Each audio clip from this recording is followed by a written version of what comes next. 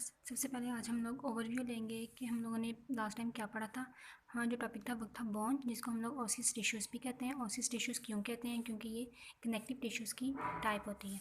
ठीक है, ये स्ट्रॉन्ग होती हैं, हार्ड होती हैं और ड्यूरेबल होती हैं। ठीक हो गया। इसके बाद एक पढ़ी थी हम लोगों ने इसकी कंपोजिशन, कि इसकी कंपोजिशन में क्या कौन कौन से कंपोनेंट्स आ जाते हैं। फर्स्ट आते हैं सेल्स आते हैं, दूसरा आता है इसके में इंटरसेलुलर सब्सटेंस।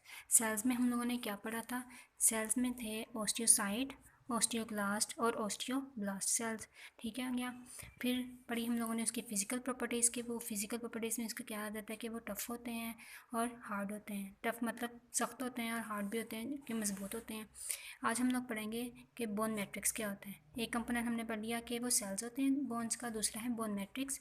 बोन मैट्रिक्स में दो कंपोनेंट्स होते हैं उसके।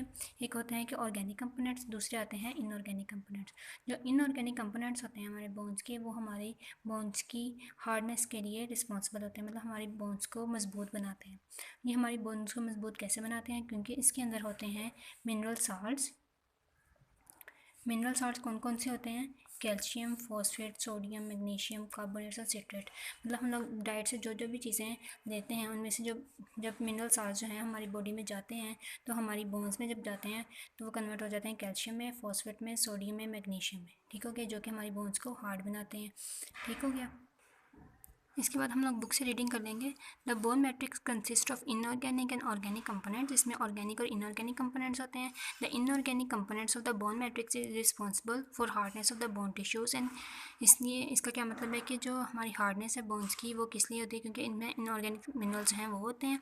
दे constitute about 65% of the dry weight of the bone. 65% जो है हमारी बोन्स का ड्राई वेट होता है। Calcium and phosphate are chief bone minerals. मतलब जो ज़्यादा होते हैं वो होते हैं कैल्शियम और phosphate, but substantial quantities of sodium, magnesium, carbonate और सिट्रेट्स आर आल्सो फाउंड। इसका क्या मतलब है कि ज़्यादा क्वांटिटीज़ में, मेजर अमाउंट में सोडियम, मैग्नीशियम, कार्बोनेट और सिट्रेट्स जो हैं वो भी हमारी बोन्स में प्रेजेंट होते हैं। Calcium and phosphorus occur at minute. Calcium और जो फॉस्फोरस रहता है वो हमारी बोन्स में ज़रा कम अमाउंट, माइन्यूट मतलब ज़रा कम अमाउंट में प्रेजेंट होता है। उसके बाद हम लोग देखेंगे टाइप्स ऑफ बोन टिश्यूज़, कि हमारी बोन टिश्यूज़ की कौन कौन सी टाइप्स हैं। On macroscopic examination two types of bone tissues can be seen in cross section of bone. अगर बोन को काटा जाए तो दो तरह की हम लोग बोन्स जो हैं, दो टाइप्स जो हैं बोन टिश्यूज़ की वो देखते हैं। सबसे पहले आती हैं compact bone, appearing as dense areas without cavities. के इसमें क्या होता है? कॉम्पैक्ट बोन वो होती है जिसके अंदर छोटी छोटी कैविटीज़ जो हैं, एम्प्टी स्पेसेस जो हैं वो नहीं होती। जैसे ये डायग्राम देखें आप, इसमें जो सेंटर पोर्शन है वो है स्पंजी बोन का और जो साइड वाला पोर्शन है वो है कॉम्पैक्ट बोन का।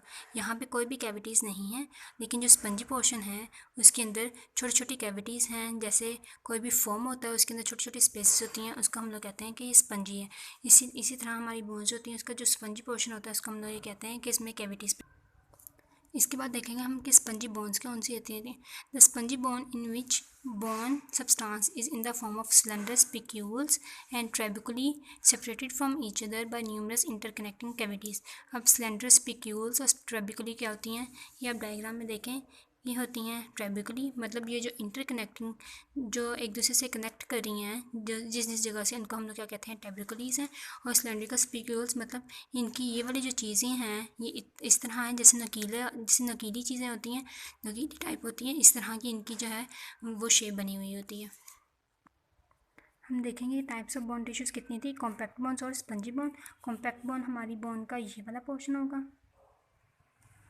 और ये वाला जो है ये है स्पंजी बोन। ठीक हो गया।